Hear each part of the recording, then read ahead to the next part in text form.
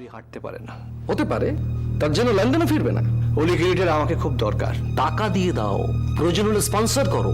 ওরা অনাথ বাচ্চা নয়।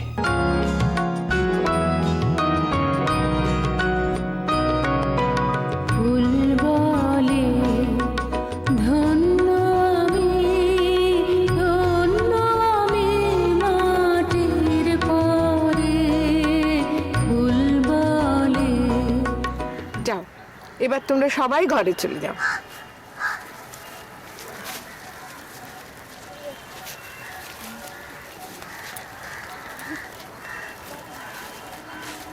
প্রণতিদি, আজকে উষা আসেনি। আসেনি? একেই তো আমরা মাত্র কজন আছি, এর মধ্যে কেউ একজন অ্যাবসেন্ট হলে বাচ্চাদের দেখাশোনাটা প্রবলেম হয়ে যায়। তাছাড়া বয়স্ক মানুষেরাও আছেন, তাঁদেরও অসুবিধে। আরো কজন মেয়ে নিয়ে নিন না, কাজও তো বাড়ছে। আমি তো তোমাকে বলেইছি মিতালি নেব। ইনফ্যাক্ট আজই ডক্টর আদিত্য ব্যানার্জির রেফারেন্স একটি মেয়ের আসার কথা। প্রণতিদি, এই তো এসে গেছে। একটু দেরি হয়ে গেল, আসলে আমি রাস্তাটা একটু গুলিয়ে ফেলেছিলাম। না না, কিচ্ছু দেরি হয়নি, আলাপ করিয়ে দিই। মিতালি আর ও হচ্ছে সীমা, এখন থেকে ও ড্রিমসেরই একজন। এখানে যারা আসে তারা আর কেউ ছেড়ে যেতে পারে না। সীমা, তুমি তাহলে নিজের মতো করে সব দেখে শুনে নেবে। এখানে ছোটরা আছে, বয়স্ক মানুষেরাও আছে। একটা কথা খালি মনে রাখবে, এদের কিন্তু দেখবার কেউ নেই আমরা ছাড়া। এদের মুখে হাসি ফোটাবার দায়িত্ব আমাদের। মনে থাকবে। আমি কিন্তু তোমাকে তুমিই বলে ফেললাম। হ্যাঁ নিশ্চয়ই। তুমি থাকবে না যাতায়াত করবে? থাকারই তো ইচ্ছে আছে। দিদি, আমাদের এখানে একজন আজকে জয়েন করলো, ড্রিমসের নতুন সদস্য। আমি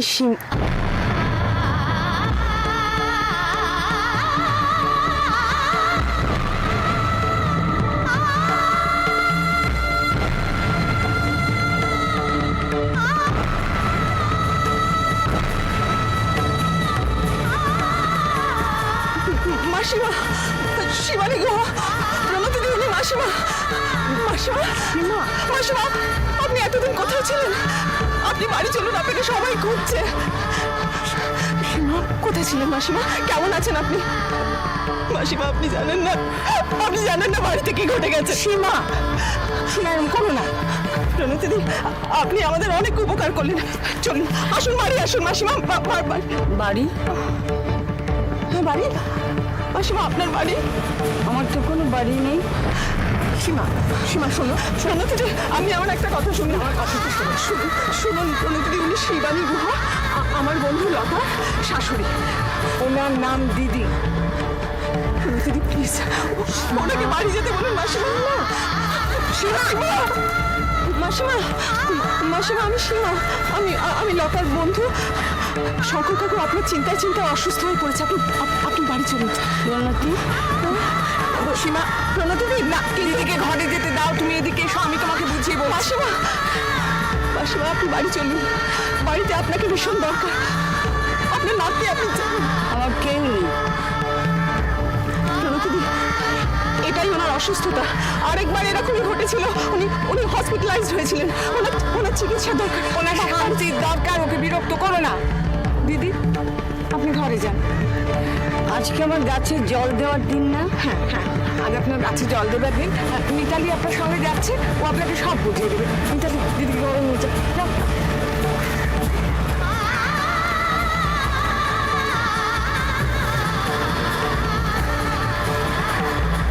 প্রণতিদি, শিবানী গুহর বাড়িতে সর্বনাশ হয়ে গেছে। সীমা, আজ প্রথম দিন বলে তোমাকে আমি কোনো কিছু বললাম না, কিন্তু ভবিষ্যতে যেন কখনো এরকম কিছু না ঘটে, বুঝেছ? কিন্তু এখানে অনেক বয়স্ক মানুষেরা আসেন, সংসারে নানা রকম দুঃখ কষ্ট পেয়েই তারা এখানে শান্তির জন্য আসেন। আমাদের কর্তব্য তাদের শান্তি দেওয়া, বিরক্ত করা নয়। সবকিছু জেনে শুনে চুপ করে থাকবো? থাকবে। দুঃখীর সেবা করাই আমাদের কাজ, আমাদের ব্রত। কি কি মনে হচ্ছে? কেতাবি বলি? কথা? কিন্তু মাসিমা, দিদি, উনি ড্রিমসের দিদি। ওনাকে সেইভাবেই তুমি জানবে, বান্ধবী শাশুড়ি হিসেবে না। আর ড্রিমসের একজন সদস্য হিসেবে তুমিও এখানকার কথা বাইরে গিয়ে বলবে না, যেমন আমরা বলি না। মনে থাকবে? থাকবে। তোমার মুখ দেখে যেন কেউ বুঝতে না পারে কিছু। এখানে যারা বয়স্ক মানুষেরা থাকেন তারা কি পরিচয় গোপন করেই থাকেন? না না না, যারা বাড়ির সঙ্গে যোগাযোগ রাখতে চান তারা রাখতেই পারে, কিন্তু যারা আত্মগোপন করতে চান তাদের ফিলিংসটাকে আমরা একটু সম্মান করি। যেমন মাসিমা, দিদি। ঠিক তাই, দিদি। চলো, তোমাকে একটু দেখিয়ে আনি সবকিছু। চলো।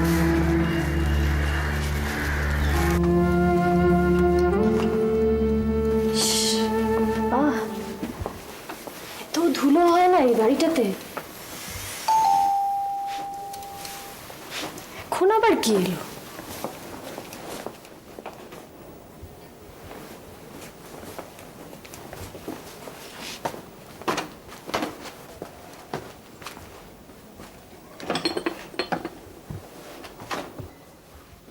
সোনালি অফিস গেছে।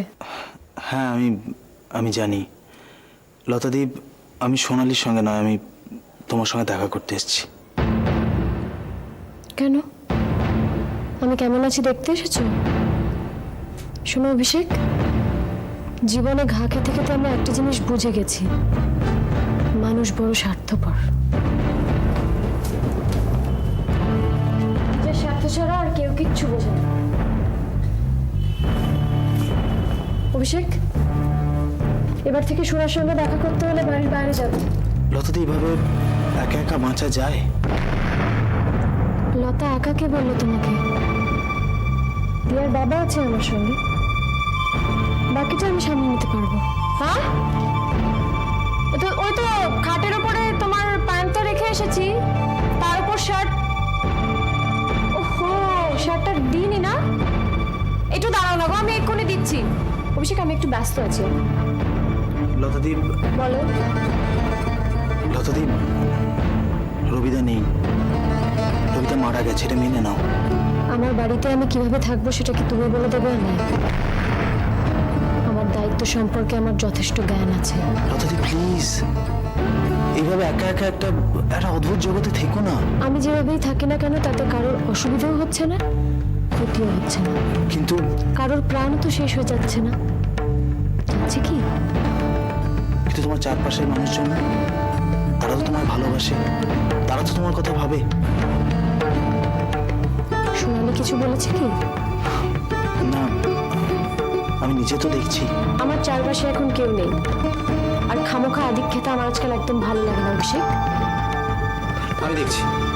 আমি এখনো চলতে পারি।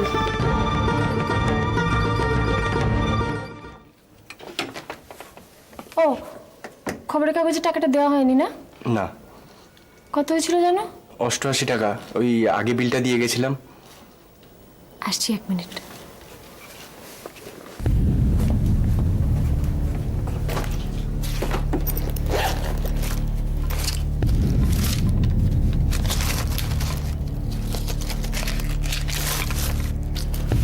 আমি দেবো। আমি লতা গুহ কারোর কাছে হাত পাতেনি কোনোদিন, পাতবেও না। প্লিজ এইভাবে বলো না।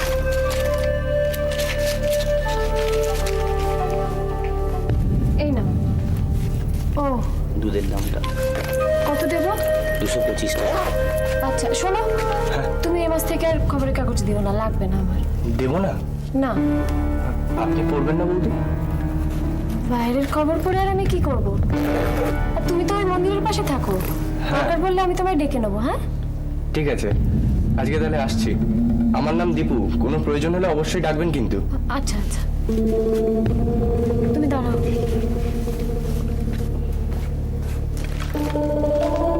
লতাদীপ,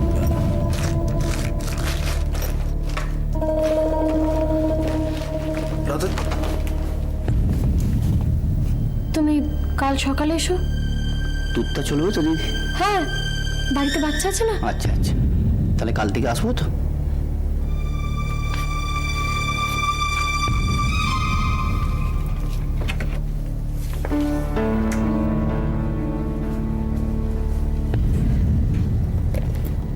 এ কেমন জেদ লতাদি? কোনটা? আচ্ছা তুমি নিতে চাইছো না কেন এটা আমি বুঝতে পারছি না। টাকা কেন নেব? তোমার প্রয়োজন তাই। তুমি কে যে তোমার কাছ থেকে টাকা নেব আমি? আমি সোনার প্রেমিক। লতাদি। আর কিছু? দিয়ার ডাক্তার। তাহলে তো আমি তোমাকে ফিস দেবো অভিষেক। তুমি আজকে আসতে পারো, আমি খুব ব্যস্ত। আর সাহায্য করতে কখনো এসো না, হ্যাঁ? আর যদি টাকার প্রয়োজন হয়, আমার স্বামী আছেন, তার সঙ্গে আলোচনা করে আমি ঠিক ব্যবস্থা করে নেবো। আলোচনা? ও তুমি বুঝবে না, এসো এখন।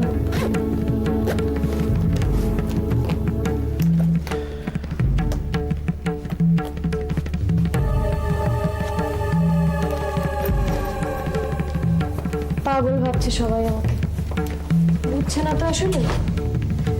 ও তুমি চিন্তা করো না, লতা গুলো কোনোদিন কার কাছে হাত পাতেনি, পাতবেও না, দেবো না একদম।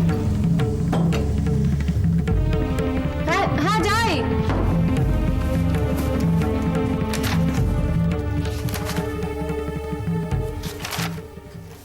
না প্রিয়, কোথাও কোনো বেশি দাম কোট করা নেই।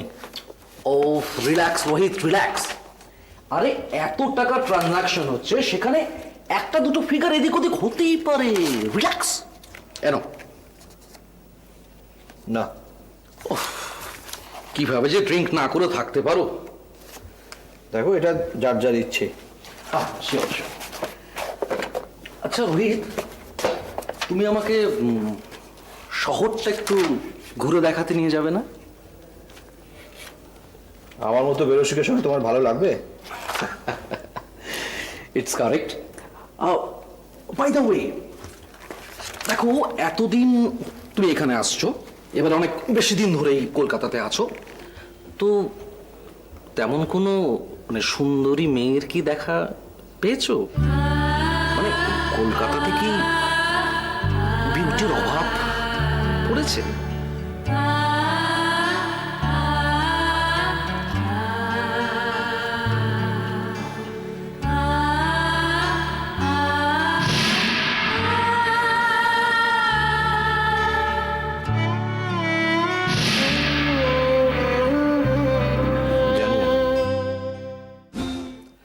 এই রোহিত, এই এক জায়গায় বেশিক্ষণ বসতে আমার আর ভালো লাগছে না।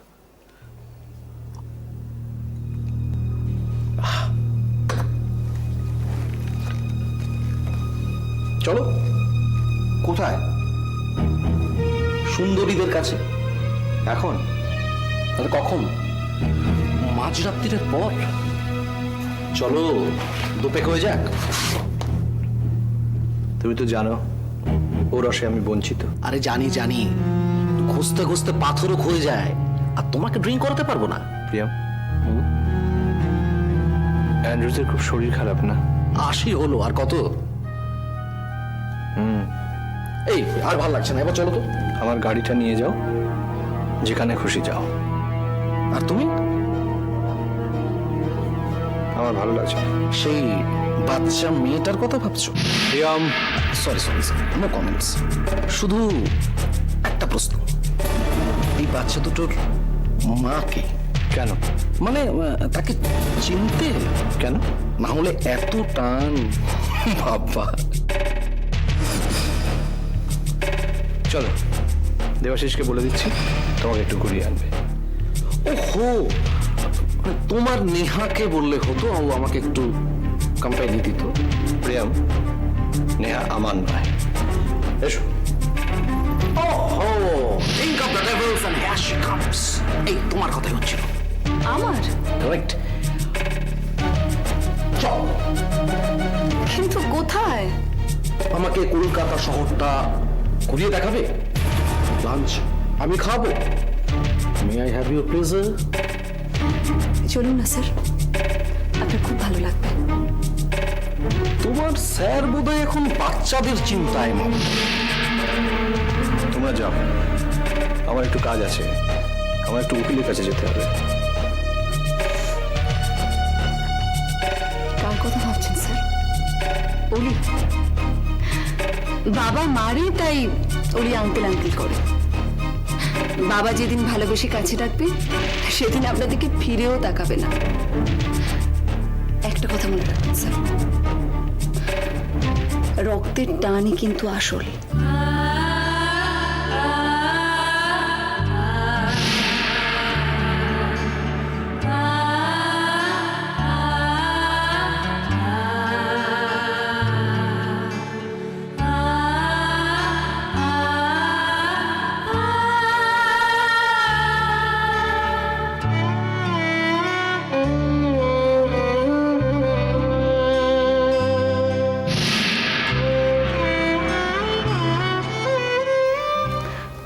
চলুন মিস্টার সিনহা। বাই রোহিত।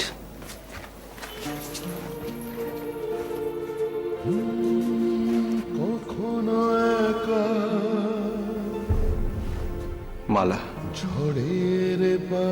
আমাকে শক্তি দাও, শক্তি দাও মালা। বাচ্চাদের কিভাবে এগিয়ে নিয়ে যাব আমাকে বুঝতে দাও, বুঝতে দাও মালা।